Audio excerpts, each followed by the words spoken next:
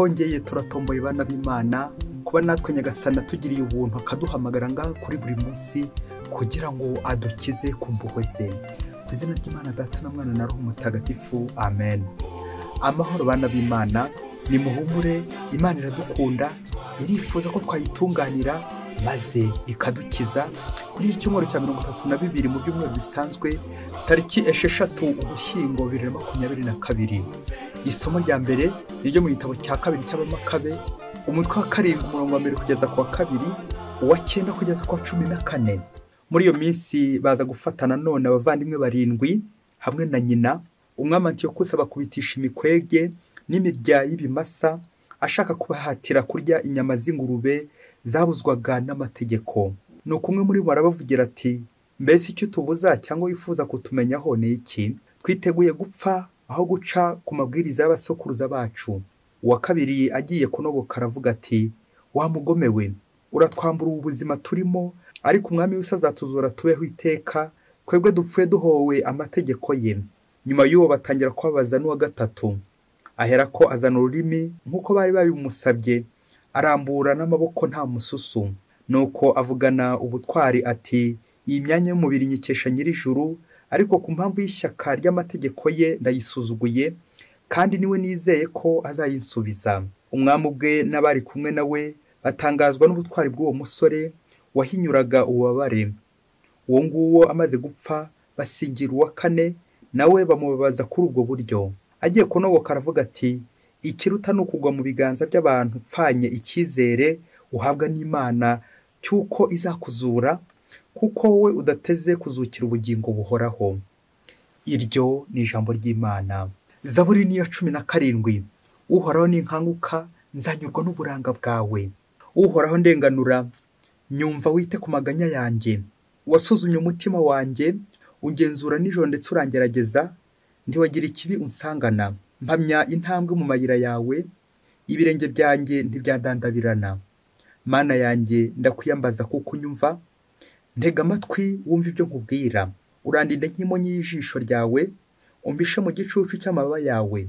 Naho njyewe birakwiye ko nzareba uruhanga rwawe. Ninkanguka nzanyurwa n'uburanga bwawe. Uhoraho ninkanguka nzanyurwa n'uburanga bwawe.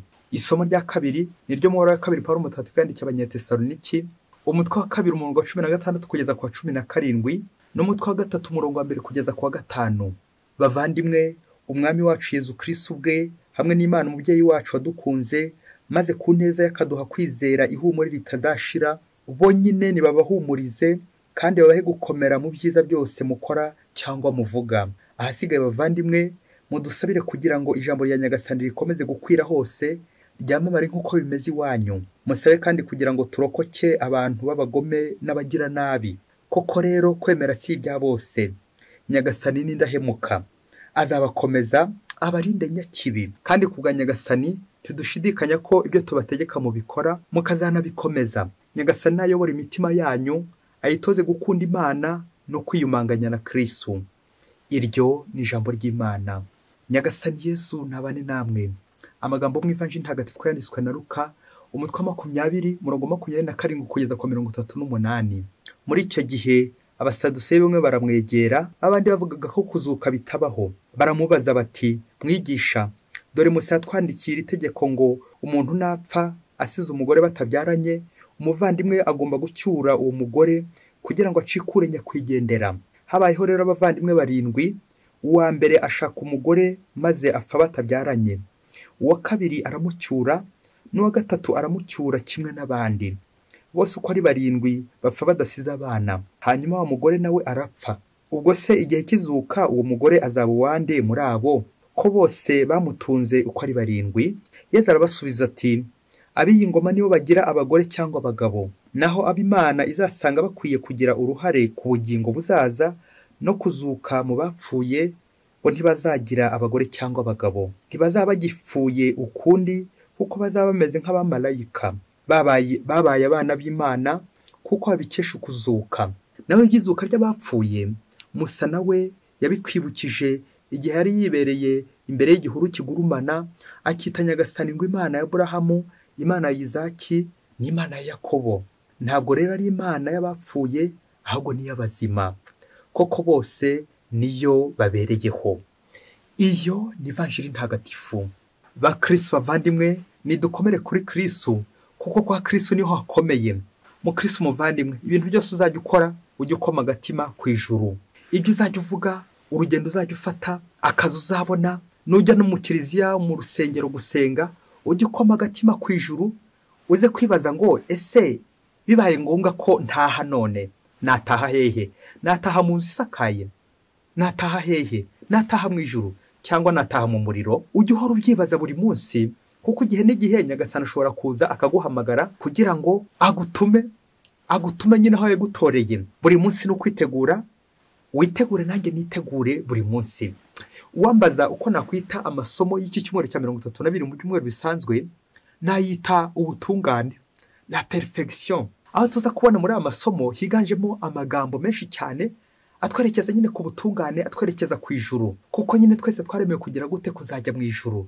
Harimo kwizera, harimo ihumure, harimo izuka rishushanya iki? Ubuzima muri Kristo. Ubuzima nyakuri ni ukubana n'Imana mu bugingo bw'iteka. Ubuzima nyakuri ni ukuzajya mu ijuru. Twaremewe twese kuzajya mu ijuru, niho twese tuzishima iteka. Rero bakristo bavandimwe, mu kuzirikana kuri ubu butungane, tujya kuzirikana ku ngingo iryoshye ikuyemo amasomo yose igira iti inyama zitubuza ijuru cyangwa inyama zitubuza ijuru. Aha, bamwe batangiye bavuga bati none se tuziveho. Inyama zitubuza ijuru, inyama zitubuza ijuru. Hitamo nawe intero muri izi twaza kugenda tugenderaho, inyama zitubuza ijuru cyangwa inyama zitubuza ijuru. Ibyo byombi rero bigatuganisha tukaza kureba ibintu byose bishobora gutubuza ijuru, kugira ngo iki cyumweru cyose, kugira ngo iki cyumweru natwe tuza kurangira, kugira ngo iki cyumweru amasomo aze kudufasha kugira ngo tuzirikane ku butagatifu, ubutungane, kuko twese twaremewe kujya mu ijuru.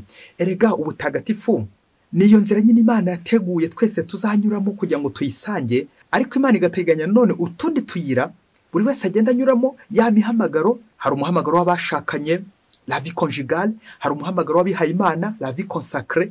Aho se naho Imana yaduteguriye kugira ngo tuhanyure, bityo Imana ihanyuze umuhamagaro wacu, kuko twese umuhamagaro wacu muri rusange no butagatifu, ubutungane, appel à la sainteté. Twese rero nicyo duhamagariwe. Umva mu Kristo muvandimwe, ujye umenya uti umuhamagaro wanjye ni uwuhe? Ese inzira nangiramo kugira ngo ugereho ni izihe? Akenshi turaza gusanga benshi barisibiye amayira, bakikurekiranira iraha ry'isi. Za nyama tuza kugenda tuvuga zituma koko tudashyikira Imana. Inyama zitubuza ijuru, ubwoko bw'inyama butubuza ijuru, ubwoko bw'inyama butubuza ubutungane. Muri kuzirikana kuri iyi ngingo, turashaka twese kuza kugera ku butungane. Reka tuzirikane ingingo zindi 3 ziza kudufasha koko nanjye kuvuga kuzinukwa inyama, kugira ngo koko twakire neza agakiza cy'Imana, ubutungane. Ingingo ya mbere turaza kuzirikana ku mubare 7. Ingingo ya kabiri turaza kuzirikana ku ijambo ubudahemuka, biza kutuganisha ku kutadohoka. Ingingo ya gatatu noneho nyirizina turaza kuzirikana ubwoko bw'inyama butubuza ijuru, ubwoko bw'inyama bushobora gutuzitira ubwami bw'Imana ijuru. Reka rero duhere ku ngingo ya mbere igira iti umubare 7. Bakristo bavandimwe, umubare 7 wakubaza ibintu 7 ushobora kubishaka kandi ukabibona, ariko reka twe kwibanda kuri ibyo bintu 7 gusa. Umubare 7 muri Bibiliya usobanura mu Giheburayi zayin, bikavuga ngo la perfection, le nombre parfait, ni umubare wuzuye, ni umubare utunganye, ukaba ushushanya kurwana urugamba. Navuga ngo urugamba rwa roho mbakugize gute, mbakutsinze. Uwo mubare ugashushanya umutsindo, mbere nambere umutsindo wa Kristo Yezu wapfuye ariko akazuka. Ariko nanone ugakomeza utubwira ngo natwe tuzatsinda igihe tuzaba twararetse ibituzitira hano ku isi, maze tukisukura tukagana Yezu Kristo we utunganye by'ukuri.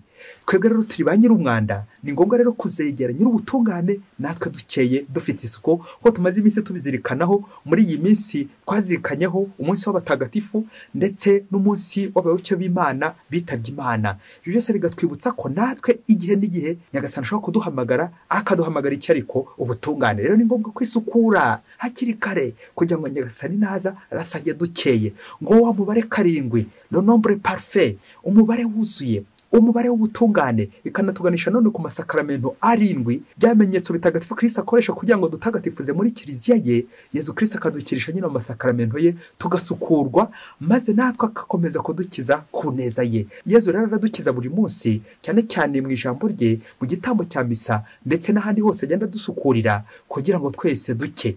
Ngiye ibyaha byacu tugomba kwisukuraho kugira ngo koko turusheho kwegera Imana. Kumvise mu isomo rya mbere ndetse no mu ivanjiri bagaruka no kuri umubare 7 batubwira abavandimwe barindwi. Abavandimwe barindwi kuva indimwe bishatse kuvuga kugendera hamwe, gukora bimwe, kudatandukana. Ngo umuvandimwe wa wundi uri mu byago, wa wundi uri mu kaga, mugakomeza mukunga ubumwe. Umuvandimwe mbere mu isomo rya mbere mu gitabo cy'Abamakabe turumva abavandimwe barindwi banze kurya inyama z'ingurube. Kubera iki banze kurya izo nyama? Ngo izo nyama zari zaratuwe ibigirwamana, nuko rero bakanga guhemukira Imana, banga kwihumanya.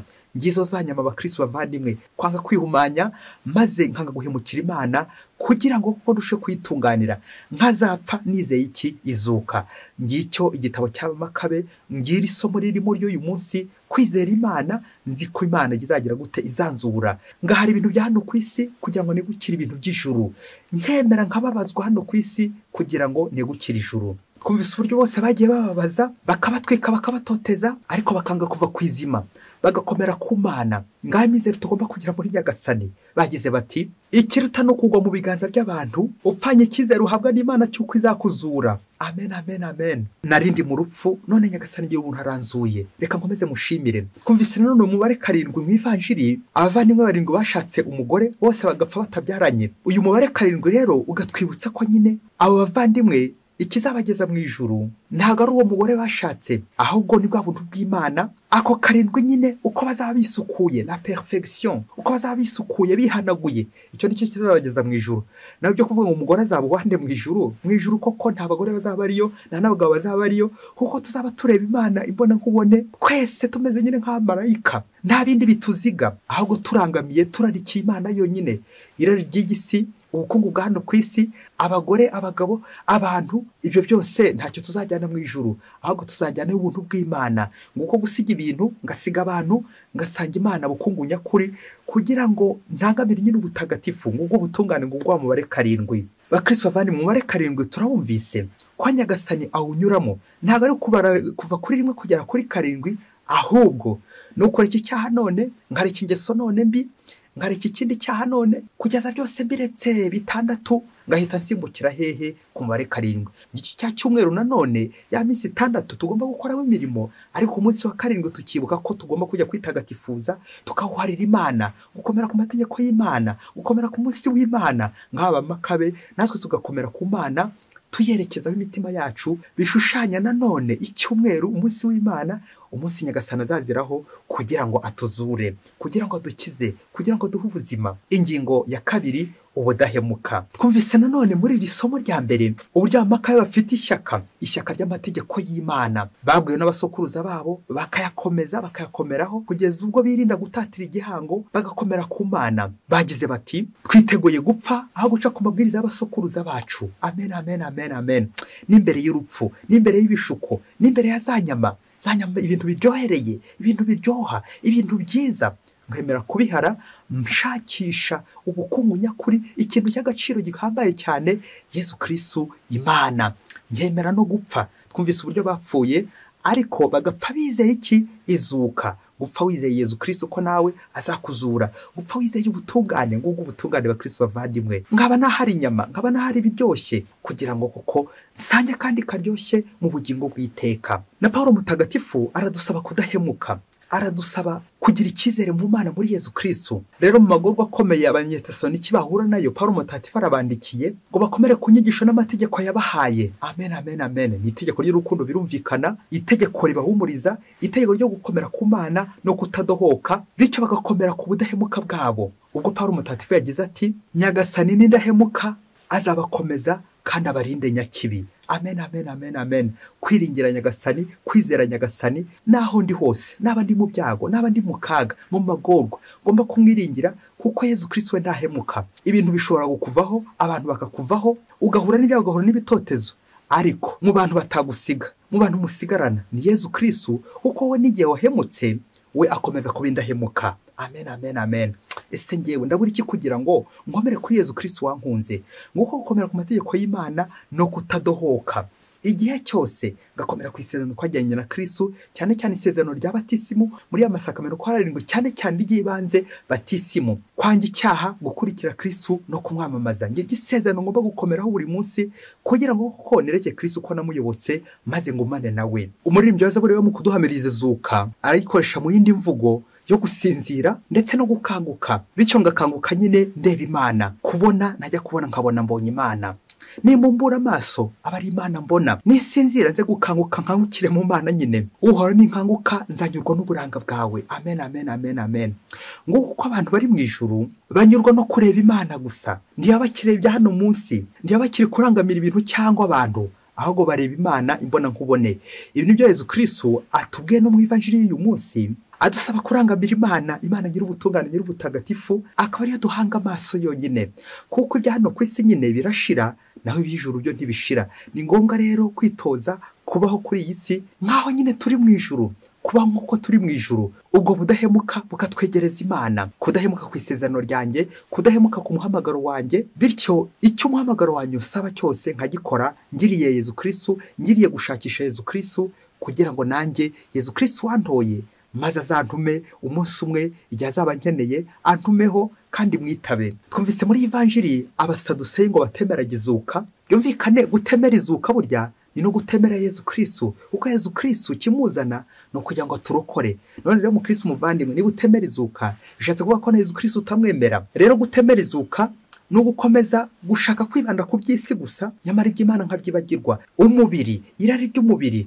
twumvise no muri Evanjiri uburyo bazamubaza ikibazo cyerekeye n'irari, kumva ko irari ari ryo rigomba kuganza, rigatuganza, rikaganza imibiri yacu. Iyo kandi irari ryatuganje, Imana turayibura. Uko urushaho kwimakaza umubiri, nanjye kuvuga mu ngeso mbi z'urukozasoni, irari ry'umubiri niko inyota, irari ry'Imana rigenda rigabanuka muri wowe, bikaza kurangira nyine ubuzimana, ubuze bwa butungane bwa butagatifu. Rero Yezu Kristo waduha iki gisubizo, atwereka uburyo mu ijuru atari abagore atari abagabo bazatujyanayo, ahubwo ari ukurangamira Imana. Aratuganisha none mu buzima busanzwe ko umuhamagaro w'abihaye Imana. Abihaye Imana bashushanya uko tuzabaho turi mu ijuru, bashushanya nyine uko kudashaka no ku isi, lo celibat, la fidelité. Erega aho ngaho bamwe bashobora kuntunga agatoki bati ngo none se ko tujya tubona abihaye Imana bamwe bagenda babivanga.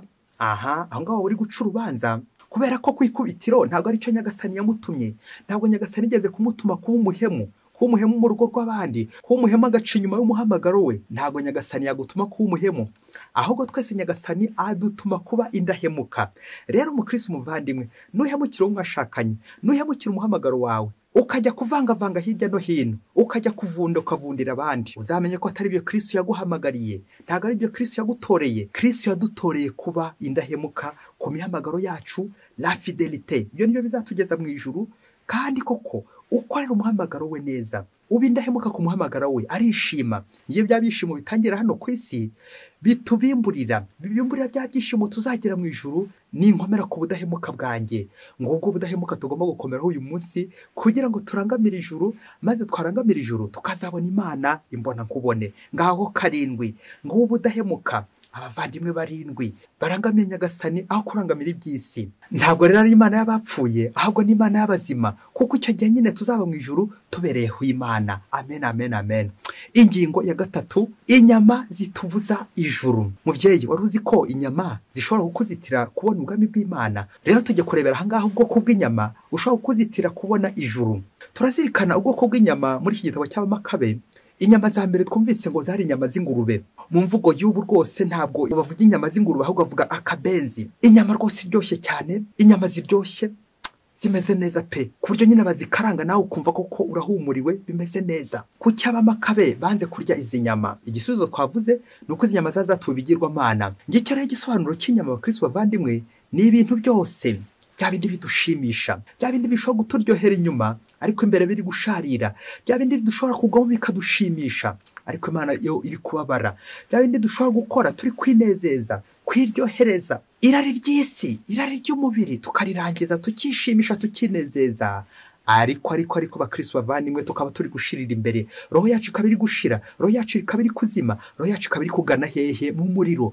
Nyamara ngubwo ubwoko bw'izo nyama, inyama zitubuza Imana, inyama zatubigirwamana, ibintu byose twohokaho byirari gushaka kurangiza irari, ingeso mbi z'ubusambanyi, ingeso mbi z'ubusinzi, ingeso mbi z'ubusambo, ingeso mbi zo gucabiranya, ibyo byose no gushaka kurangiza irari no kubeshya, bityo bigatubuza ingororano y'ijuru. Ngizo za nyama navuze zizatubuza ingororano y'ijuru. Naho ubundi bakristo bavani mu mbabarire n'ukuri, ntabwo nkubuje kubaga agahene kawe, inkoko yawe, babandi barisha ifi, inkoko, ntabwo mbikubujije. Ahubwo cyeza kubuza uyu munsi nubwo bwoko bundi bw'inyama nyine budushimisha, ariko none ukaba uri kudushimuta. Nguko rero ko binsaba kwigomwa, gupfa gucyaha, kugira ngo nzazukire ubugingo bw'iteka hamwe na Yesu Kristo. Reka rero tunyarukire hirya kure cyane muri Afurika, maze umwitozo mubyeyi ufata agakaye n'agakaramu ukore, turebe ahantu inyama zishobora gutubuza ubutungane, maze koko turangabire Nyagasani by'ukuri. Umunsi umwe hirya kure cyane muri Afurika, umubosi ukomeye yakoze ibirori bikomeye cyane bihambaye,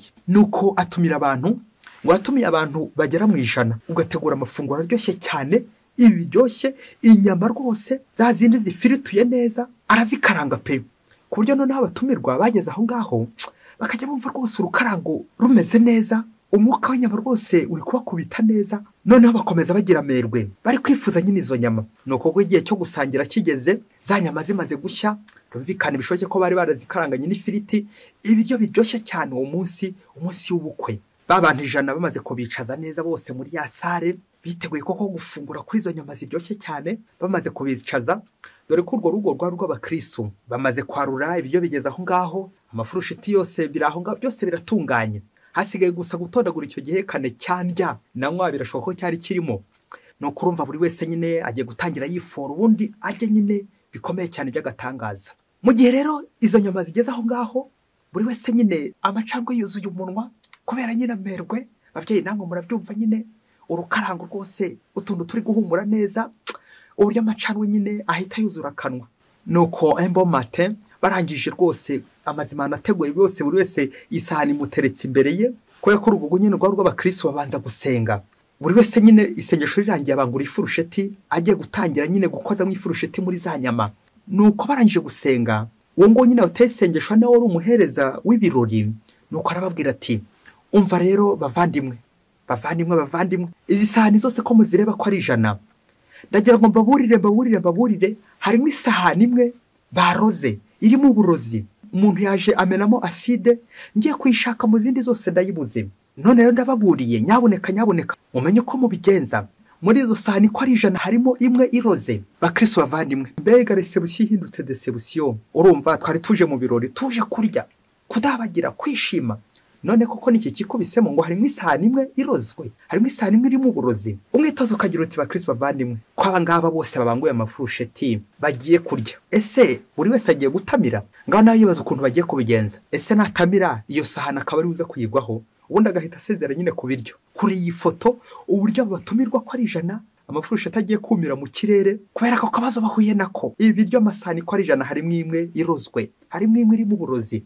Ese mubyeyi, tuvugishije ukuri, wakongera ukabirya wowe? Iyo pura wasanga sari yawe. Nuko bose bakomeza barasigana, bibaza umuntu ugiye gupfa muri bo, bibaza umuntu umwe warozwe, bibaza isahani yarozwe, kuko nyine bayishakishije bakayibura. Nuko bamwe bati hapfu wavutse, ngo wabyirira ubundi agahita apfa, ngo none se wasanga atari yanjye. Abandi bati aha ntawamenya, kuko ni 100 ariko ntawe uzi nyirizina irozwe, ntawe uzi nyirizina iri mu burozi. Nuko bose ko bakomeje nako kababaro nako gahinda, bakomeza barifata, bibaza ibigiye kuba. Yewe kugeza na n'ubu icyaje guhakurikiraho nuko bya biryo byose byaje kurangira bageze gute, babimenye n'uburyo byari biryoshye za nyama babyeyi. Nuko nanjye kuvuga bataha amaramasa, ariko batabishimye ko nta n'umupfuye muri bo, nkuko bari bateganyije ko ari umupfa. Aha amasahani ko ari 100, ese ndamutse nyiriye ngewe wasanga ari nge uza gupfa? Wabwirwa n'iki niba atari nge uza gupfa? Nguko abakristo bavandimwe, kuva kwizima, kwigomwa karyoshye, kwigomwa ibintu byanshimishaga. Urareba nari mbango ifurusheti nanjye nari nasamye, none sanze koko byo nari nasamiye aribyo bigiye kunsandaza. Aho se nzakomeza koko nasame, cyangwa nzafunga umunwa ubundi nifate neza mpebera urwaje? Guhebera urwaje babyeyi, ngiyo desebusiyo, ariko izahinduka resebusiyo nkishima ko ntapfuye uwo mwanya. Bakristo bavandimwe, nguko natwe mu buzima bwacu dusaba kwigomwa, tukigomwa ibintu byose bidushimisha, bya bindi bigenda bidushimashima ariko buhoro buhoro bikazadushimuta. Ngizo rero za nyama nababwiraga, ngizo za nyama zishobora gutubuza ingoma y'ijuru. Ngubu bwa bukungu, bya biryo biboze, bya biryo bigaze, bya biryo byarozwe. Amasahani 100 ashushanya nanone ingeso nyinshi cyane. Nyamara wasanga hari imwe yakuzegereje, wasanga hari imwe ishobora gukubuza ingororano y'ijuru, ugakora ibintu byose neza ariko hakaza kubonekamo kidobya akantu kamwe gusa, ya sahani imwe irozwe, ya sahani imwe ishobora kukuvangira, ishobora gukwica. Nakoze neza, ni umukristo maze imyaka 100 wenda, ariko hakaza kuboneka ingeso imwe ishobora kunzitira ubwami bw'Imana. Iyo ngeso se nayiranduye, nakwigomwe nayo nkayikuramo, ubundi sindi izo nyama, ubundi zose nkazirorera nkigomwa. Nguko kwigomwa Kristo bavandimwe, abstinence. Buri muntu wese agomba kwigomwa igihe ageze imbere y'ibiryoshye, igihe ageze imbere y'ibiryoshye ariko abona biza kumurya, ngiye icyo bita indyankurye. Ushobora kurya ibiryo ariko nawe ejo bikazongera bikakurya. Ese byaba bimara iki niba ndiye ibiryo ariko bikaza kundya mu nda? Ngizo za nyama Kristo bavandimwe abamakabe banze. Kubera iki? Ubutwari, ubudahemuka bwo guhemukira Imana. Ese mukobwa igeze imbere y'umusore agashaka kugushuka, ashaka kuguha inyama, navuga inyama zo mu Kinyarwanda, ese izo nyama nawe hari aho ugira ubutwari ukavuga uti uko biri kose wasanga birozwe, uko biri kose wasanga izi nyama agiye kumpa zirozwe, irira hatugiye kwirukamo wasanga ko ari uburozi bwanjye, wasanga agiye guhapfira. Aho nawe ugiye wigobotora ukavuga uti oya, mama yarambujije, abasokuruza barambujije, nk'abamakabe nawe ukawumakabe imbere y'ibiryoshye, imbere y'ibiryo, imbere y'agacupa, ubusinzi rwose ingeso mbi.